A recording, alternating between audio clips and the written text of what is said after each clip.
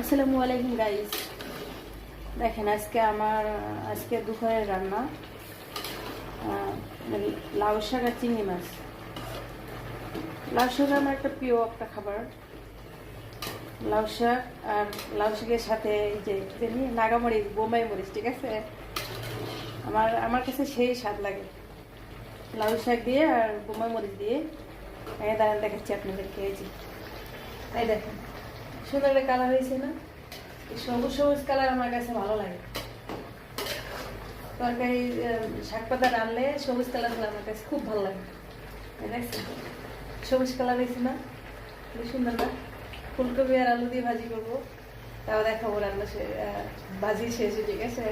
তা হয়ে গেছে, শাক হয়ে গেছে, এখন বাটটা একটু ছাঁকা দেবো, তারপর ভাজিটা বসাবো।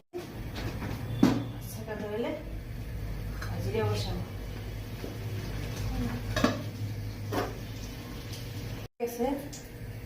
এখানে বাজিটা বসাবো।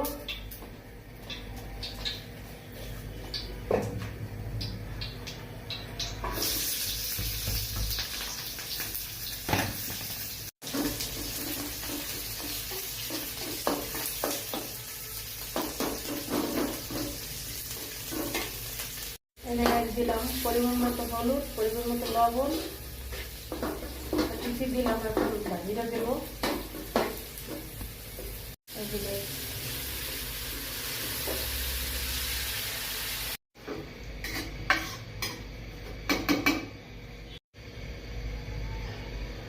লবণ দিতে গিয়ে আটটা পুরো পুড়ে লাগছি। বাজি ভরতে থাক, আমি হান্ডি বেঁধে লসুন দিয়ে ঘরে নিতে গায়ে শেষ। আবার ফুলকপি বাজি দেখছেন? হ্যাঁ শেষ। ভালো থাকবেন, টাটা।